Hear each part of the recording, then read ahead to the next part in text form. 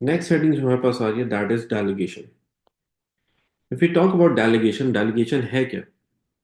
Basically ये एक ऐसा प्रोसेस है जिसमें हैंडओवर की जाती है authority of task to the next level of hierarchy. यानी कि जो अगला लेवल ऑफ जॉब डेजिग्नेशन है, हम क्या करते हैं, उस next level of job designation को टास्क की अथॉरिटी हैंडओवर कर देते हैं। टास्क की अथॉरिटी हैंडओवर करना मींस हम उस इंडिविजुअल को रिस्पॉन्सिबल बना रहे हैं, अकाउंटेबल बना रहे हैं for a specific task where that individual will take decisions accordingly in order to make or complete the task more efficiently. जैसे फॉर एग्जाम्पल, मैनेजर ने असिस्टेंट मैनेजर को अथॉरिटी दे दी, भाई एक काम करो, आप टास्क को परफॉर्म करवाओ अपनी मर्जी से। इन ग्रुप ऑफ एम्प्लॉयज या इस टीम को या इस प्रोजेक्ट से related decision making process perform करो, वो डिसीजन ऑप्ट करो जो डिसीजन आपको सही लगे। फॉर एग्जाम्पल, टास्क ए काम कर रही थी on marketing of Pepsi, task B काम कर रही है, टीम बी काम कर रही है on the marketing of Berger paints. तो मैनेजर ने टीम लीडर को इंस्ट्रक्शंस दे दी, भाई काम करो, पेप्सी की मार्केटिंग कैंपेन आप रन कर रहे हो, बजट ये रहा, ऑब्जेक्टिव ये रहा, आपकी मर्जी है, आप कोई सी भी इफेक्टिव स्टोरी लाइन डेवलप कर लो। टोटल रिस्पॉन्सिबिलिटी आपकी, बस जिम्मेदारी क्या है, you have to make sure और marketing objective should be achieved. लेकिन मार्केटिंग किस तरह परफॉर्म करनी है, कौन सी मीडियम को हमें यूज करना है, टेलीविजन पे जाना है आपने, बिलबोर्ड्स लगवाने, पोस्टर्स पेश करने हैं, कौन से एक्टर्स आपने यूटिलाइज करने हैं एडवर्टाइजमेंट कैंपेन में, क्या स्टोरी लाइन होनी चाहिए, क्या गैजेट्स यूज होने चाहिए, it totally up up to you. खुद से डिसीजन ऑप्ट करो जो सही लग रहा है, जो फीजिबल लग रहा है, but you have to make sure the task should be completed on time in an efficient way. तो डेलीगेशन इसी चीज को बोलते हैं, बेसिकली टास्क की अथॉरिटी, जिम्मेदारी ऑफ वर्क, काम हम हैंड ओवर कर देते हैं, भाई आपकी है, अब आप मैनेज करो। जैसे अब अक्सर आप लोगों के साथ होता है, पेरेंट्स चले जाते हैं, कहीं पे भी जाना होता है, और आपको क्या बोलते हैं, भाई एक काम करना, घर को देख लेना। घर में छोटे बहन भाई भी होंगे, उनको आपने मैनेज करना है,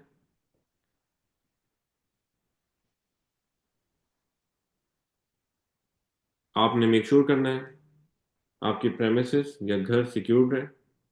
you have to make sure कि आप जो भी फूड अरेंजमेंट्स कर रहे हैं अपनी मर्जी से कर लें, बट वो आपकी रिक्वायरमेंट्स को फुलफिल करें। तो ये सब क्या है, ये सब बेसिकली डेलीगेशन की जा रहा है। टास्क की अथॉरिटी हम हैंड ओवर करें, भाई जो आपको सही लग रहा है आप उसके हिसाब से टास्क को परफॉर्म कर लो, जो आपके लिए फीजिबल है you go for it, that is delegation. तो अब देखें, वापस से डेफिनेशन को गो थ्रू करते हैं। A process of handing over the authority of task to the next level of hierarchy. जो हमसे next stage of hierarchy, next level of job designation है, हम उनको क्या करें, टास्क की अथॉरिटी हैंड ओवर कर रहे हैं। अब इस प्रोसेस का फायदा क्या है, क्या पोटेंशियल बेनिफिट हमें आ सकता है if we will perform the process of delegation. तो देखें, manager empower its subordinates by giving them complete responsibility. जब मैं कंप्लीट रिस्पॉन्सिबिलिटी हैंड ओवर कर रहा हूं तो देखें, वर्कर की मोटिवेशन पे पॉजिटिव इंपैक्ट क्रिएट होगा, वो मोर वैल्यूड फील करेगा विद इन द बिजनेस, क्योंकि उसको टास्क की अथॉरिटी हैंड ओवर कर दी गई है, अपनी मर्जी से वो डिसीजंस को ऑप्ट कर रहा है। तो वो बोलोगा, भाई मैनेजर मुझ पर ट्रस्ट कर रहा है, मैं मैनेजर के लिए इंपॉर्टेंट हूँ। तो ऐसे सिनेरियो में मोटिवेशन पे पॉजिटिव इंपैक्ट क्रिएट होता है। Number two, reduce the responsibility of manager. Manager की जिम्मेदारियां कम होती, means manager from now onwards can look for the long term goals, the strategies that will help in achieving the long term goals of the business। तो वो क्या करें, long term strategies को develop करने पे फोकस कर सकते हैं, क्योंकि यहाँ पे अब माइनर रिस्पॉन्सिबिलिटीज हम क्या कर रहे हैं, वर्कर्स को हैंड ओवर करते जा रहे हैं। Next, develop managerial skills of employees, क्योंकि अब वर्कर खुद डिसीजंस को ऑप्ट कर रहे हैं, सिचुएशंस को मैनेज कर रहे हैं। तो जब वो डिसीजंस को ऑप्ट कर रहे हैं, सिचुएशंस को मैनेज कर रहे हैं, तो वहां पे जो रिस्पॉन्सिबिलिटी है वो सारी किसकी हो रही है, वर्कर की है। जब वर्कर डिसीजंस को ऑप्ट करेगा तो ऐसे सर्कमस्टेंसेस में क्या होगा हमारे पास भाई, वर्कर्स की स्किल्स डेवलप होंगी related to decision making, related to managing operations, जिसकी वजह से फ्यूचर में अवेलेबिलिटी ऑफ मैनेजर्स हमारे पास ज्यादा हो सकते हैं। तो यहाँ पे ये बेनिफिट आता है कि भाई आप जब टास्क की अथॉरिटी हैंड ओवर करते हैं तो manager skills of employees develop होती हैं। जब managerial skills of employees develop होंगी तो ऐसे सर्कमस्टेंसेस में क्या होगा, ऐसे सर्कमस्टेंसेस में आपके पास फ्यूचर में मोर मैनेजर्स अवेलेबल होंगे, क्योंकि फैक्टिवली उनकी स्किल्स डेवलप हो रही है। But we have to face some limitations as well, like it will increase errors and wastage due to less experience of employees. अभी एम्प्लॉयज को हमने टास्क की अथॉरिटी हैंड ओवर की है, एम्प्लॉयज को काम थोड़ी आता है, आता भी है तो नॉलेज माइनर साइड पे एग्जिस्ट करती है, एफिशिएंटली नॉलेज एग्जिस्ट नहीं कर रही। तो जब मैं टास्क की अथॉरिटी हैंड ओवर करूंगा तो ऐसे सर्कमस्टेंसेस में क्या होगा, ऐसे सिनेरियो में, ऐसे सर्कमस्टेंसेस में आपके पास वर्कर्स के पास एरर्स ज़्यादा होते हैं, मिस्टेक्स ज़्यादा होते हैं। तो वो चांसेस हमारे पास एग्जिस्ट करें कि एरर्स एंड वेस्टेज ज़्यादा होंगे due to less experience. Empower trade union, trade union activities increase होती है क्योंकि वर्कर्स एम्पावर हो रहे हैं। अब यहाँ पे जब वर्कर्स एम्पावर हो रहे हैं तो वो उसको यूटिलाइज करते हैं ट्रेड यूनियन एक्टिविटीज के लिए भी। उसके थ्रू वो फर्दर स्ट्रांग होते हैं against the business, against the reporting managers. Even it will also reduce the importance of manager among employees, क्योंकि जब वर्कर्स को अथॉरिटी दी हुई है भाई आप अपनी मर्जी के डिसीजंस को ऑप्ट कर सकते हो, तो ऐसे सिनेरियो में क्या होगा, मैनेजर की रिस्पॉन्सिबिलिटी कम हो रही है, वर्कर्स अपनी प्रॉब्लम को खुद रिजॉल्व करें। तो ऐसे सर्कमस्टेंसेस में क्या है, वर्कर्स बोलेंगे भी मैनेजर हो या ना हो हमें कोई फर्क थोड़ी पड़ रहा है, we are resolving our problems by our own, we are resolving problems by our own, we are taking decisions effectively. तो वर्क मैनेजर को हटाओ, हम मैनेजर की जगह पे काम कर लेते हैं। तो ये जो परसेप्शन डेवलप हो रही है it is relating towards reducing the importance of manager among employees. Workers के बिटवीन मैनेजर की इंपॉर्टेंस कम होगी, प्रॉब्लम क्रिएट होगी हमारे लिए। तो ये पॉसिबल लिमिटेशंस हम फेस कर सकते हैं due to delegation.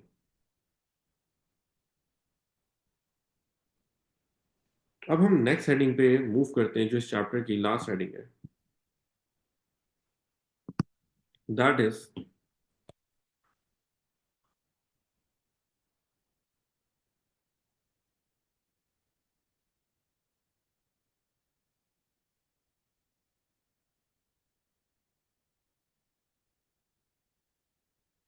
Centralization and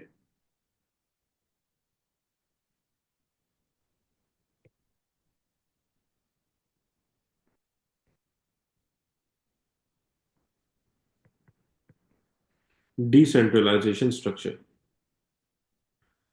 दो तरीके की अप्रोचेस फॉलो कर सकते हैं हम ऑर्गेनाइजेशन स्ट्रक्चर के अंदर, एक सेंट्रलाइज स्ट्रक्चर बोल सकते हैं, एक डिसेंट्रलाइज स्ट्रक्चर हो सकता है। बट इन दोनों में होता क्या है, दोनों कंप्लीटली अपोजिट हैं to each other, exact opposite. जैसे कि अगर हम लोग बात करें in centralised structure,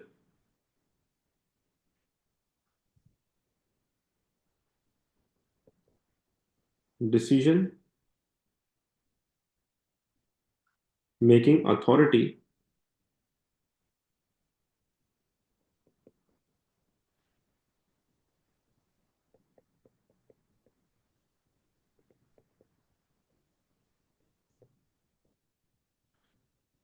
top level of organisation के पास है। यानी कि हर एक को अलाउ नहीं किया हुआ डिसीजंस को ऑप्ट करने के लिए। जो भी डिसीजन ऑप्ट करना है all the decision will be taken by the senior management of the business. For example, नया कॉम्पिटिटर एंटर हो रहा है, डिसीजन कौन ऑप्ट करेगा, सीनियर मैनेजर। बेसिकली वर्कर की इंफॉर्मेशन प्रोवाइड करेंगे to their line manager, line manager से information pass on करके जाएगी टूवर्ड्स सीनियर मैनेजमेंट, और फिर सीनियर मैनेजमेंट डिसीजन को ऑप्ट करेगी। तो ये क्या हुआ, दैट इज सेंट्रलाइज स्ट्रक्चर, जो यूजुअली आप लोग के स्कूल्स के अंदर होता था। क्या होता था, आप कंप्लेन करते थे प्रिंसिपल को, प्रिंसिपल खुद डिसीजन नहीं ले सकती थी, अथॉरिटी नहीं थी ना भाई। तो वो क्या करती थी, वो सीनियर मैनेजमेंट तक इन्फॉर्मेशन लेके जाती थी, वहां पे डिसीजन ऑप्ट किया जाता था और फिर वापस से डिसीजन को कम्युनिकेट किया जाता था। तो ये क्या होता था, ये एक पूरा डिटेल्ड प्रोसेस परफॉर्म किया जा रहा है। तो अगर हम लोग बात करें इसकी एक प्रॉपर डेफिनेशन कंस्ट्रक्ट करने की, सेंट्रलाइजेशन की, तो क्या हो सकती है, देखिएगा।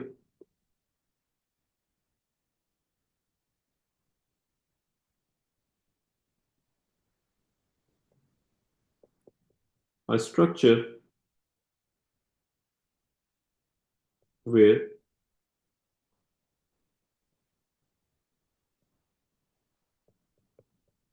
decisions related to business operations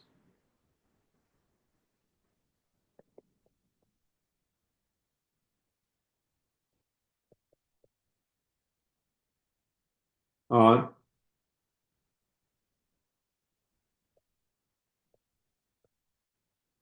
taken by senior managers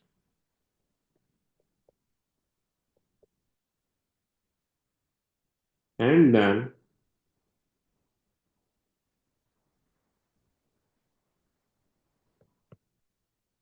passed down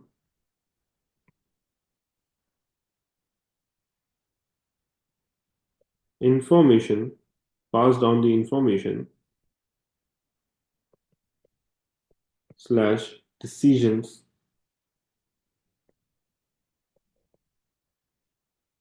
to the lower management। जो भी डिसीजन ऑप्ट करा सीनियर मैनेजमेंट ने ऑप्ट करा, और फिर उसकी इंफॉर्मेशन हम क्या करते हैं, पास डाउन करते हैं लोअर लेवल ऑफ हियरार्की को, लोअर मैनेजमेंट को। Step by step information circulate करती है विद इन द ऑर्गेनाइजेशन। तो जब कभी भी ये प्रोसेस फॉलो किया जाता है, हम इसको क्या बोलते हैं, सेंट्रलाइज स्ट्रक्चर। इसी तरह अगर हम बेनिफिट्स ऑफ सेंट्रलाइज स्ट्रक्चर की बात करें, यानी कि अगर एक ऑर्गेनाइजेशन सेंट्रलाइज स्ट्रक्चर को अप्लाई करती है, तो उस ऑर्गेनाइजेशन को सेंट्रलाइज स्ट्रक्चर को यूज करने के क्या पॉसिबल बेनिफिट्स अचीव हो सकते हैं। तो देखते हैं हम लोग।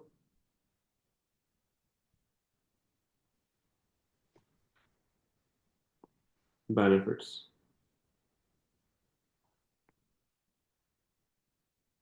Number one, effective decision making होगी। क्यों?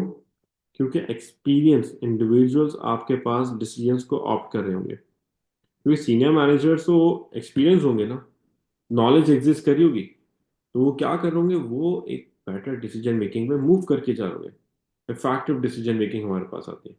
बेनिफिट आ गया।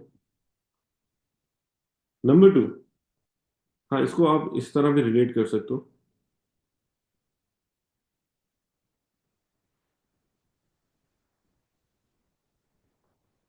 बेटर डिसीजंस, ये भी बोल सकते हो,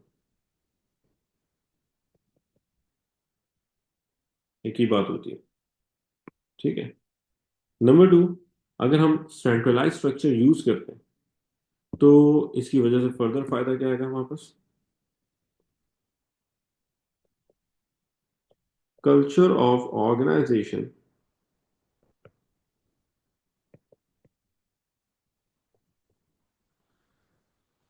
can be maintained.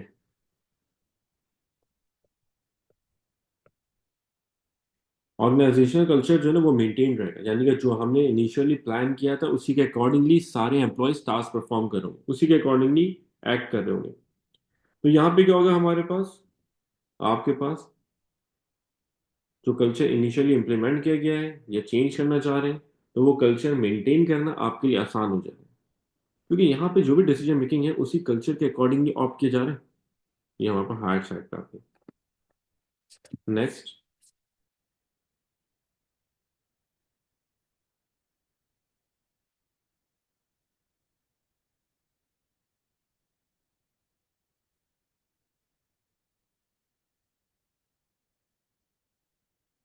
you will also have the benefit of economies of scale. But why? Due to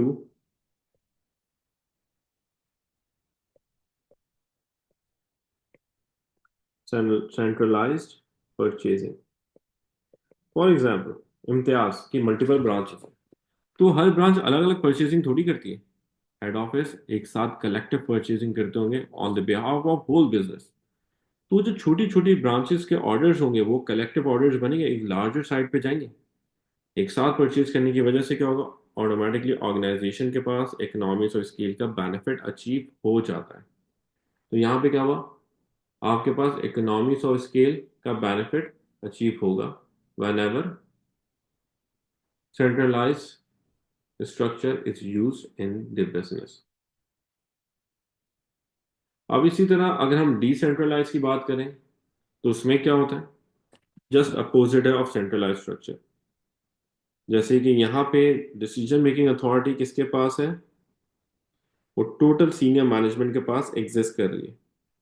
तो यहाँ पे बिल्कुल वाइस वर्सा सिचुएशन में मूव कर जाते हैं, बिल्कुल अपोजिट वे में हम मूव करके चले जाते हैं। तो हम डिसेंट्रलाइजेशन की अगर बात करें तो यहाँ पे क्या होगा हमारे पास,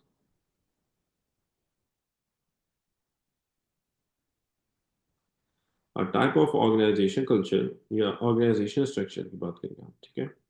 A type of organizational structure in which decision making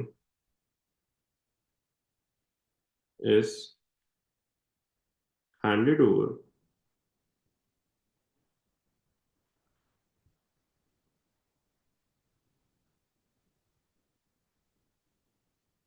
handed over नहीं बोलेंगे, इसकी डेफिनेशन के अंदर हम एक काम करते हैं decision making process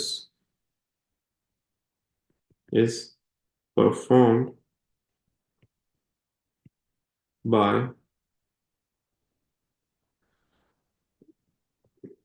middle management of the business। जो भी डिसीजन ऑप्ट करना है वो कौन ऑप्ट करेगा, मिडिल मैनेजमेंट ऑप्ट करेंगे। क्योंकि हम यहाँ पे डिसीजन मेकिंग अथॉरिटी पास डाउन कर देते हैं मैनेजर्स के पास, लेवल ऑफ हायरार्की के बाद, जहाँ पे वो मैनेजमेंट क्या करती है, अपने पास अपने हिसाब से डिसीजंस को ऑप्ट करते हैं जो उनको सही लगता है, जो अकॉर्डिंग टू द सिचुएशन होती है। क्योंकि अब हमें सारी इंफॉर्मेशन सीनियर मैनेजमेंट के साथ डिस्कस करने की कोई ज़रूरत है ही नहीं।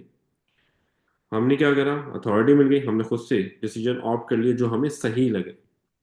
तो जैसे ही आप डिसेंट्रलाइज स्ट्रक्चर पे जाते हैं तो आपके पास क्या पॉसिबल बेनिफिट्स आ सकते हैं। तो हम बेनिफिट्स ऑफ डिसेंट्रलाइज स्ट्रक्चर की बात करते हैं। तो सबसे पहली चीज हमारे पास मोटिवेट एम्प्लॉयज, एम्प्लॉयज का मोटिवेशन लेवल इंक्रीज होगा। क्यों? क्योंकि वहां पे एम्प्लॉयज खुद अपनी मर्जी से डिसीजंस को ऑप्ट कर रहे हैं, वैल्यूड फील करेंगे क्योंकि वहां पे अथॉरिटी मिल गई, अथॉरिटेटिव हो रहे हैं एम्प्लॉयज, तो मोटिवेशन पे पॉजिटिव इंपैक्ट क्रिएट होता है, एम्प्लॉयज की मोटिवेटेड होते हैं। Number two, develop skills of employees, workers की मैनेजर्स की स्किल्स डेवलप होती है। इसी तरह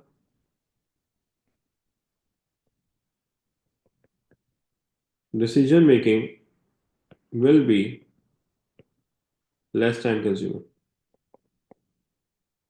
खुद ही उसी टाइम पे डिसीजन ऑप्ट कर लिया, एक डिटेल्ड प्रोसेस हमें परफॉर्म करने की जरूरत नहीं, तो डिसीजन मेकिंग वहां पर लेस टाइम कंज्यूमिंग होती है, जल्दी जल्दी डिसीजंस ऑप्ट कर लिए जाते हैं। तो हमारे पास क्या हो रहा है, ये पॉसिबल बेनिफिट्स आएंगे if we will go for decentralize structure.